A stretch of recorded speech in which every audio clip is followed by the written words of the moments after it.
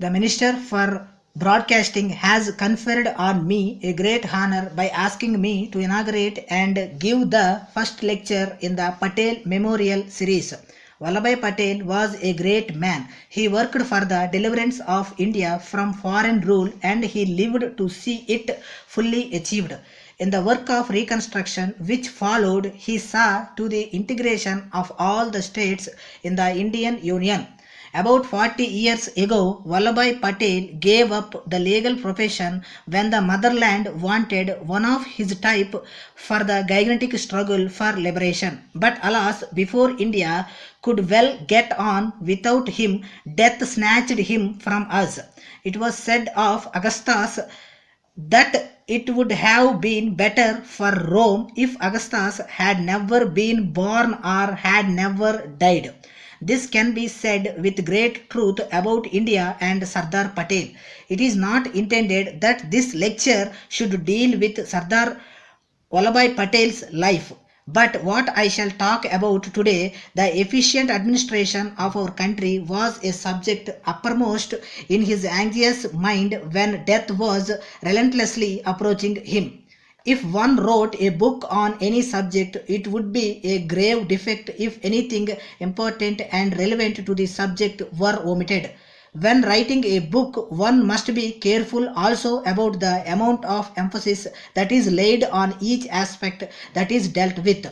The reader's mind should be left with no bias but enriched with well-balanced thoughts. In a talk of this kind, one need not be so careful and lapses will be excused. Often it happens that when we exhaustively deal with any matter, putting all the pros and cons, justly weighing and balancing things one against another in a careful and proper way, we shall have done justly and well, but we leave no resulting positive effect behind. This is the evil of too much of balance. We give information but little guidance. In fact, we create plenty of doubt and caution and no momentum for initiative. Movement forward always means and involves taking risks, accepting the chance of going wrong and having to rectify upon the experience gained. There are plenty of things to be said on good administration.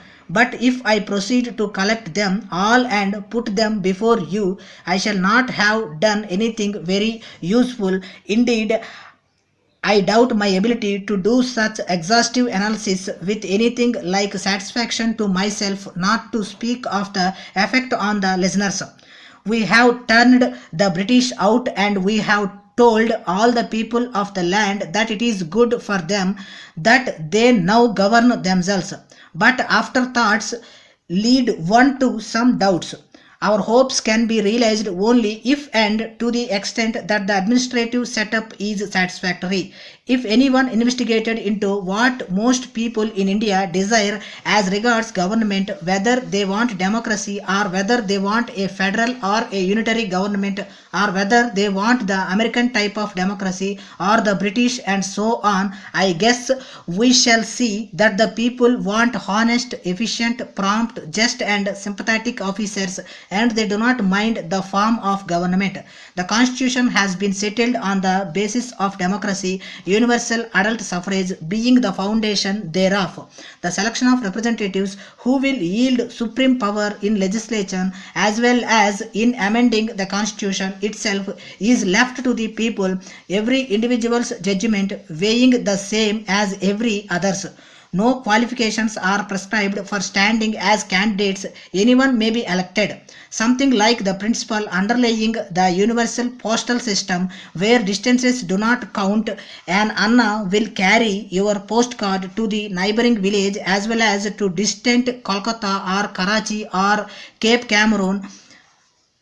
The distances and differences between men and men ignored so far as the power to select representatives is concerned.